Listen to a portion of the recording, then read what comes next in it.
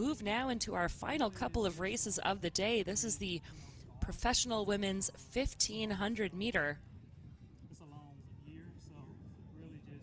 Another stacked set of runners, and we've been kind of teasing it all weekend long, Trevor, but we have one heck of a standout in the form of Ms. Sadie Engelhardt, and how much can we say about her?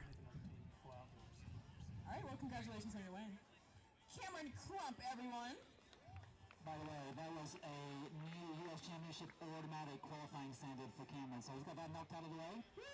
Yeah, just head and shoulders above the high school competition that she had out there in California. Ventura native, Ventura High School. She elected this year to run unattached, so you'll see her in the New Balance kit.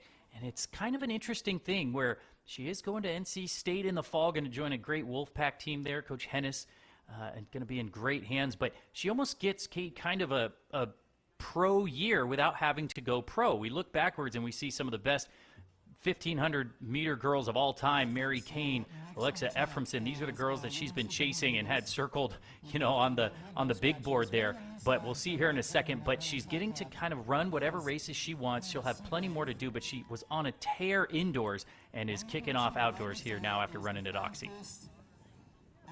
Absolutely, and there you see a great shot of Engelhardt, again, running with the maturity of an athlete years beyond her own age, and doing so intentionally. Love to see that for her. And again, glad to see that she's going to pursue that collegiate career. Should make for some really nervous running courtesy of other collegiates in the fall. Great shot there of Stephanie Brokaw. Of course, I knew her as Stephanie Brown. She was a pacer of mine many years in a row and a great, formidable athlete herself.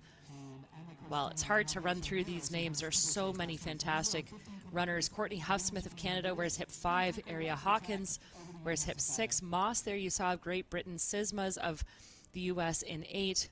Gosselin wearing 9. Ballo wearing 10. Donahue 11. Gear 12. Males of Australia in 13. Mitchum wearing hip 14. And then we've seen her already in action in the steeplechase. Ana Cristina Narvaez Ramirez. This is a fully stacked field of 15 athletes plus a pacer. Look for this to be very quick. High schoolers mixing it up with the pros. Love to see it in our penultimate event at the 2025 Music City Track Carnival. Well, Sadie ran at the Olympic trials last year, so she is no stranger to that, certainly. She was set to run the 800 meters here earlier and changed that to this 1,500 meters. I have to wonder, Kate, if that was because she was a little disappointed with her 4:18 at Oxy in her opener, outdoor opener, I should say. I know she's been dealing with a little bit of an Achilles injury. You wouldn't have known it by her indoor performances, but Keenan Gray did a great interview with her a week or two ago to kind of get her thoughts on that. But she's just such an unbelievable talent. And in generations past, Kate, we've seen, going back even to Jordan Hussey, dominating competition, running beyond her years. We see Mary Kane making the World Championships final. It's just these unbelievable women that continue to progress. And now Sadie Engelhardt, as good as she is, she has competition. Last year at the Hoka Festival of Miles, she had to wait and watch Ali Zealand run 4:30, and then she ran in the pros, in the pro section, and has to come back and run 4:29. You've got Jane Hedengren out of Utah, so she knows it's not just her. It's not just, she's not the only high schooler. She's running against so much more.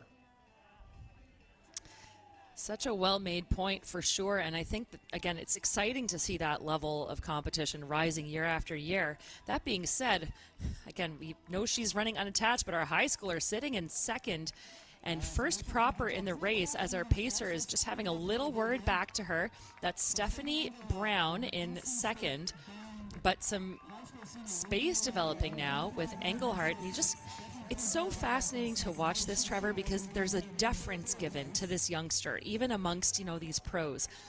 They're certainly not going to make it easy for her, not to say that by any means, but they respect what she's done. They understand her level of talent. They understand that her maturity beyond her years as a runner. And 2:15 on the clock as they hit that 800-meter mark. So this has been fantastic running by Engelhardt. Again, Brokaw, or Brown as I know her, Stephanie sitting in second, Sugro in third, and Rachel Walters, our pacer, doing a great job up front. But as you mentioned, a bit of a chip on the shoulder perhaps of Engelhardt, or just looking to reassert herself and say, look, I've arrived, I'm ready for my collegiate career. Let's take full advantage of all of these opportunities I have left as a high schooler. And as much as she ran indoors, she kind of is doing a timeline like a pro. I mean, once you make the Olympic trials, you make USAs, that's what you're looking towards the next year as well. So 4:08 her personal best. That came last year, 4:08.86. And ran a 4:27.97 mile indoors at Millrose. So Sadie Engelhardt, 3:08 at the bell. Going to finish strong, but she still has company. Well, she's going to have to work hard. As you mentioned, 4:08 her personal best. So that is, unless she can close in something remarkable, it's going to be out of touch. And now a big move on the outside. This is a huge performance. Just trying to get a sense of who this is. That's Seagrave. Well, that is one of our top seeded athletes, the Brit. And look at the distance she has put on this field, leaving them in her dust with just over 200 meters remaining, Trevor. She's got some speed as well, 2:01 over 800 meters. That actually came at that same Track Fest meet out there at Oxy just last week. So she is in fine form, similar personal best to Sadie, but the finishing speed is pulling her apart right now. Well, and again, we talked about maybe a little bit of deference to the high schooler. That has been thrown out the window now as Seagrave, the Atlanta Track Club athlete, is making her way towards a decisive win here in the professional women's 1,500 meter at MCTC. 4:14 unofficially across the line. It's not all that fast, but you know what? It was a well-fought race and a bit of a barn burner over that last 300 meters.